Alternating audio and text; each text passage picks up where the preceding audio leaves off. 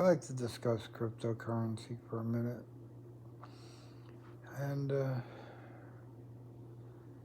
ever hear of a pyramid scheme? Well, this is the ultimate pyramid scheme. And I don't think you have to look far when you see that Trump is very involved in crypto. And thinks it's the next best thing in the world. Along with Trump University, Trump Steaks, Trump Water, everything that he does, the best thing in the world, and all those things failed, and all those things were scams. So, it's like the Nigerian scam, and there were dozens of them, relationship scams, Save the Princess scam, and all those, and the same with crypto, it's a scam. And the one thing with scams, and the reason why uh, you're only getting one side of the story, is because when they win and they make money, it's front page news. They call up their friends and they're like, yo, I just made $100 million or $1 million on crypto, and they run and tell everybody. It's like when you win the $1 million at the casino, you're in the newspaper the next day. Everybody talks about that, but they don't talk about when you lost $1 million at the casino. How many millions did Michael Jordan lose at the casino?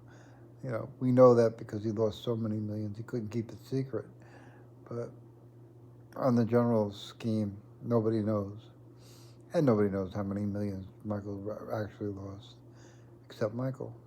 And, it's just when they get taken by the Nigerian scams or the pyramid schemes or the crypto schemes, they don't talk about it. They cry in their pillow, and they don't let anybody know. They lost everything. Sam Bankman-Fried, his little organization, they lost billions and billions. And I got a little problem with his whole scam. I don't know that he was definitely running a scam. I think Donald Trump put him in jail because Bankman-Fried was going out of his way to have Trump knocked out of the presidency and giving Republicans and Democrats alike campaign funds to not back Trump. And those people will take the money and say yes, yes, yes to your face and then vote the way they want at the voting poll. So they lie like crazy. That's why they're politicians, But,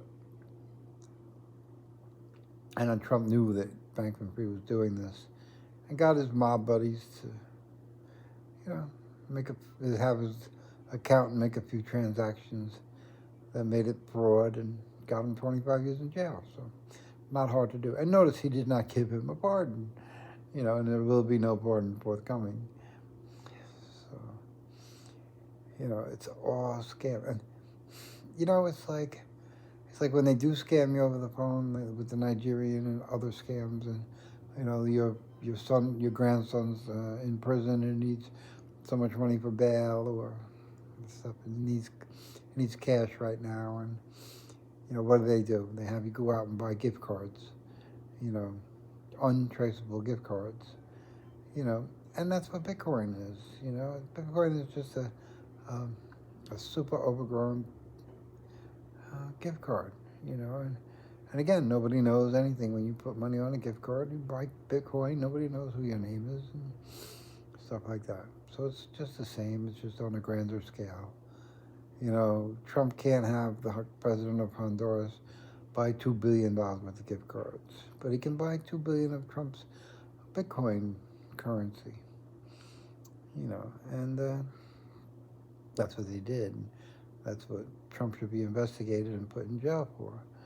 He sold pardons, and I don't know what country that wouldn't be illegal. I guess this one. So, it's just Trump.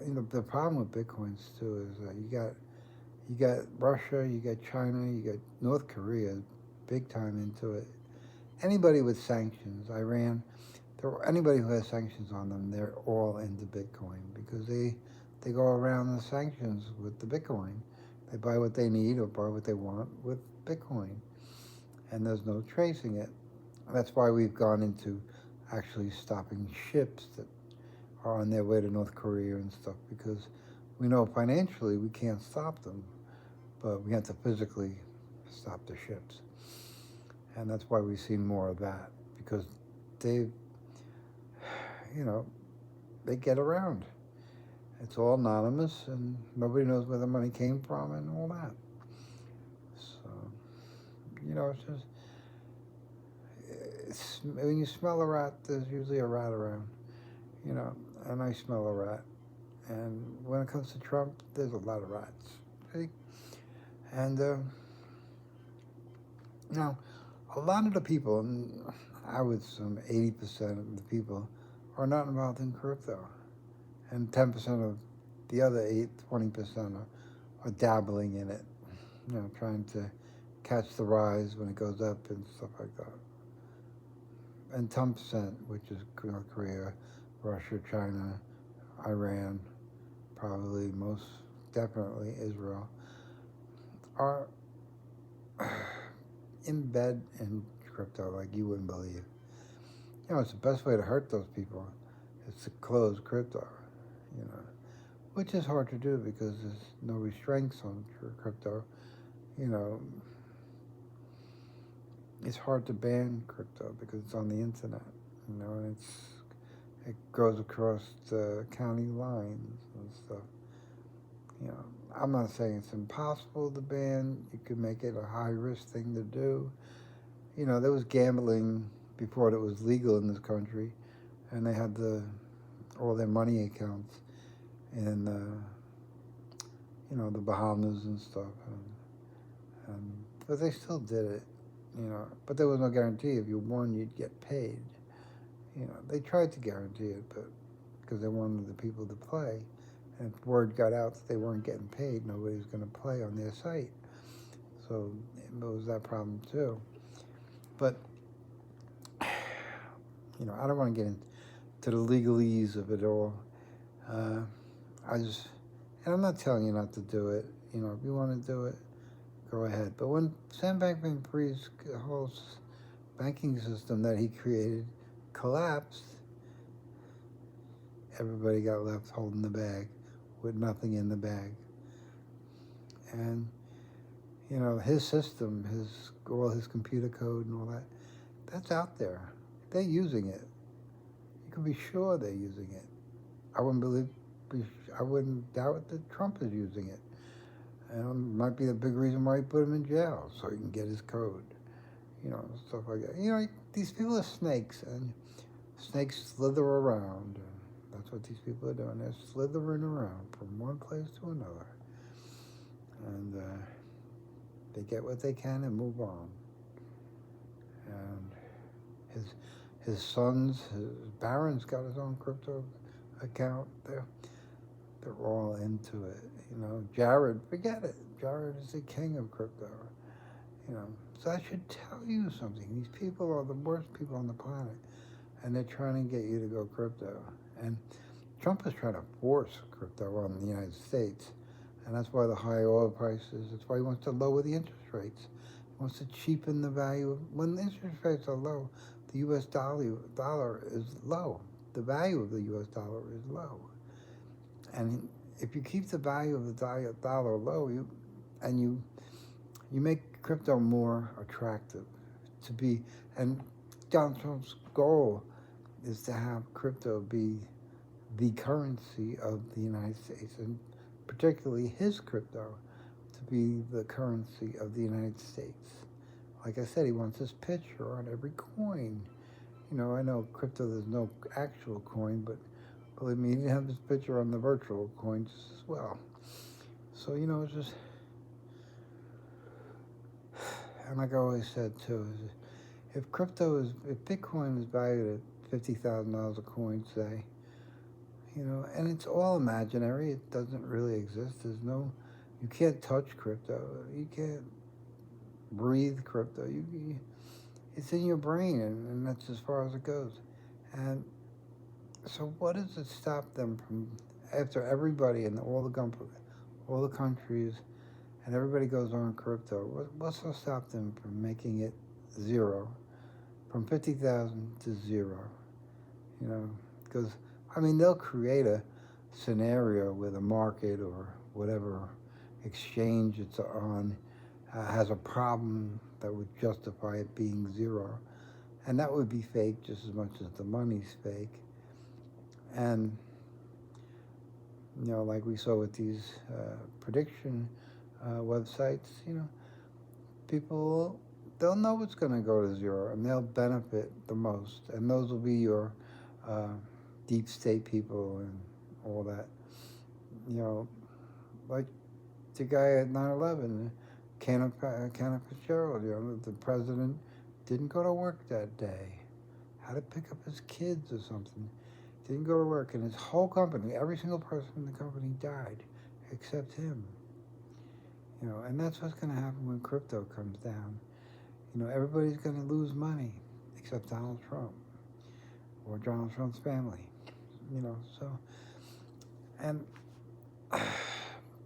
at that point, like when the buildings came down, nothing's going to put them back up, and there's nothing you can do. You're just going to be shit out of luck. You know, and you know, it's you're trusting the wrong people. You're trusting the people that really, I mean, because when you're talking trillions of dollars, it alone, even if it's in paper money, it's imaginary. You can't count it. Go on Google and put in uh, how many seconds, how much time does it count? How many seconds does it take to make a million? I think it's like 11 years. And then how many seconds does it take to make a trillion or a billion? I think it's like 33 years. And a trillion, it's like 30,000 years. I don't know, so it's an amazing number. I done it a long time ago. You can try it. And I'm not going to tell you because I want you to try it. I want you to figure out how many seconds in a million does it take to make a million, and you'll get a date. And it's crazy. It's really crazy. But when you see that number, you're going to understand what I'm trying to say is that it's imaginary.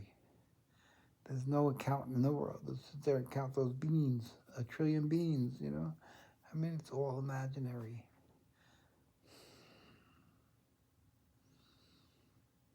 So, don't make your life imaginary. Because when you lose it, it won't be imaginary. It'll be real. It'll be lost for good, along with your wealth and your family's wealth. And like I said in the beginning, people don't talk about their losses. They talk about their wins. They talk about their gains. And you know when they talk about their losses? When they feel comfortable because everybody lost. And that's what's going to happen. Everybody will talk about their losses. But you're still lost. You're still out in the cold. You still got to figure something out. And Donald Trump ain't going to be there to help you.